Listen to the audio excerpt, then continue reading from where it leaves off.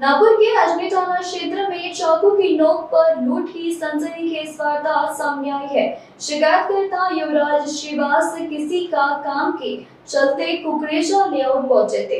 इसी दौरान तीन युवक उनके पास आए और चाकू की नोक पर उनकी अंगूठी, सोने की चेन और ब्रेसलेट लूट कर फरार हो गए। इसके बाद आरोपी पीड़ित को जबरन 4 पहिया वाहन में बिठाकर उसे घर ले गए।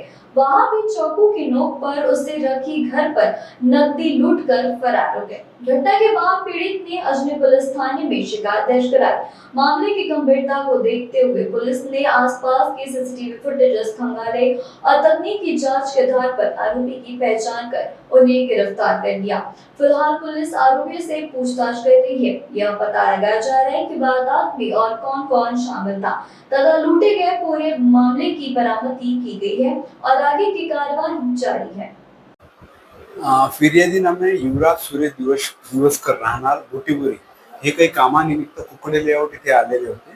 तर ते कुकडे लेआउट इथे उभे असताना अचानक 4 ते 5 मुलं त्यांच्याकडे आले व त्यांच्या गळ्याला चाकू लावला व चाकू लावून त्यांच्या जवळची एक अंगठी, ब्रेसलेट आणि गळ्याची चेन, सोन्याची चेन व दुचाकी हे त्या 4 ते 5 मुलांनी ताब्यात घेतली व एक 4 व्हीलर स्विफ्ट गाडी बोलवून त्यांना त्या गाडीत टाकून त्यांच्या घरी नेलं आणि घरून सुद्धा काही जे ठेवलेली रक्कम होती हे यांना धाक, भीती व दहशत दाखवून यांच्याकडून घेण्यात आली।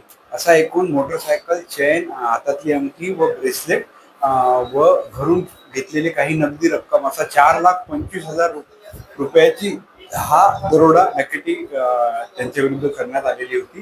तर पोलीस ठाणे अजमेर येथील डीबी पथकाने कंटिन्युअसली सर्व सीसीटीव्ही फुटेज पाहून आणि हे यातले आरोपी निष्पन्न केले। तर यामधील जे 2 आरोपी होते हे रेकॉर्डवरचे होते। त्यामध्ये रोशन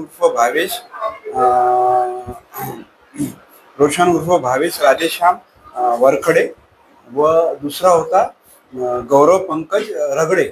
हे जे 2 आरोपी होते हे रेकॉर्डवरचे होते, त्यामुळे ते लगेच निष्पन्न झाले की हे आरोपी आहेत व त्याच्यासोबत तरुण मंगेश रंगारी, मनीष मुकेश चौधरी व आहाय श्यामनाथ चौधरी असे एकूण 5 आरोपी होते।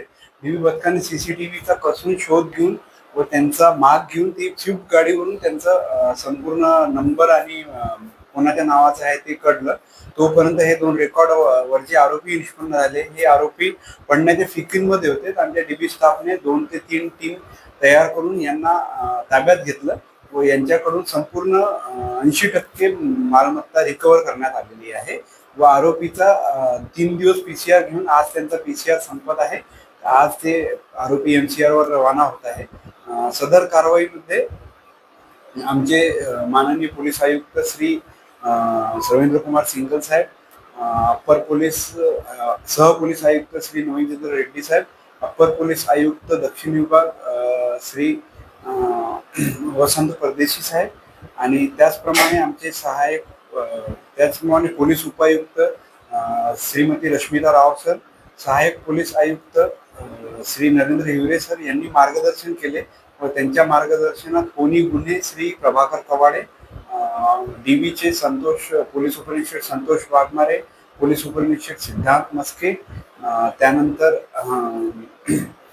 जे पोलीस हवालदार शालिग्राम, त्याच्यानंतर पोलीस अंमलदार नरेश, मनीष, पोलीस अंमलदार विपिन पिल्लेवान या लोकांनी या कारवाईत सहभाग घेऊन सदरचा गुन्हा निष्पन्न केलेला आहे। मुख्य कारण ह्या दरोड्याचा काय होता, काय समोर आलेला आहे आणि याच्यावरचे किती आरोपी हे अपराधी प्रवृत्तीचे काय सांगा? यापैकी 2 आरोपींविरुद्ध रेकॉर्ड आहे आणि मुख्य कारण हे पैसा कमावणे आणि नशापानी करणे हा याचा मुख्य उद्देश.